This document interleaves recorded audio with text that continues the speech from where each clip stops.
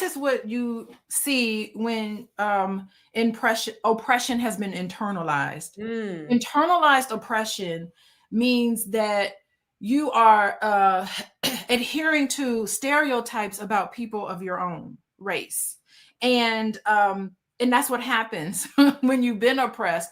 You are subjected to stereotypes, and stereotypes is just an elaborate word for lies, lies about you, and that's what happens to oppressed groups.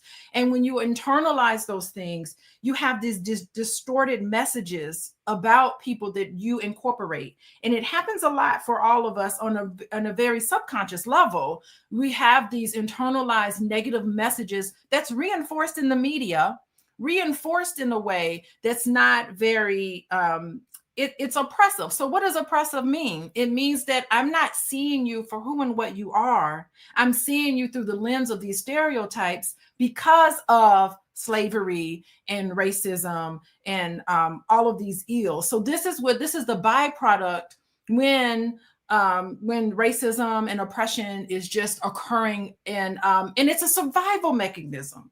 You have to look at it like that. Like, he's not looking at Black women with compassion and understanding, because as a race of people, we haven't been looked at that way.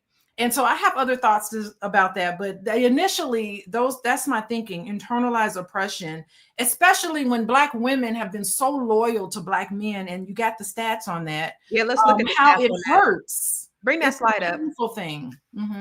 Yeah, no, bring that slide up. To your point, I do want to look at that slide, because we are the most, we are the loyalists. We date outside our race the least. So you see, Black women are the least likely to date outside their race compared to other demographics. Marriage rates among Black Americans are lower than other racial groups. Studies show that many Black women feel pressured to soften themselves in relationships, while others push back against the idea that they should be more submissive. That's interesting. Is anything wrong with preference, Lala?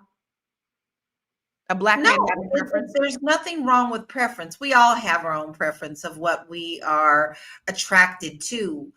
But what this really brings up in me and makes me sick to my stomach, really, really does, is the fact that, do you not respect your mother? Yeah. Oh, where is this coming from? Was it his mother that was overbearing that has now caused this? We don't know. Yeah. But the fact is, we all have a mama, and if that's his first experience, that would explain it. But listen, it's okay to have your personal preference. You know, I always got teased because I liked all the colors of the rainbow. I liked chocolate. I liked them all. I ended up with a light colored man with green eyes, and people tease us all the time about, y'all ain't making no dark babies. You know, it's just a joke. It's just your personal preference. And to me, it's not necessarily looks. It's actually more of what your heart is. That's what I look for. I'm just one of those empathy little Pisces babies, but you know, that's just how I feel about it. Yeah. You know, my cousin, who's a year older than me, when he was younger, when we were younger, he used to get beat by his mom, beat really, really bad. It was terrible. But I know that he told me, like, when he was in elementary school, he had this crush on his teacher. She was a white woman, and she was the first adult woman that had been really nice to him.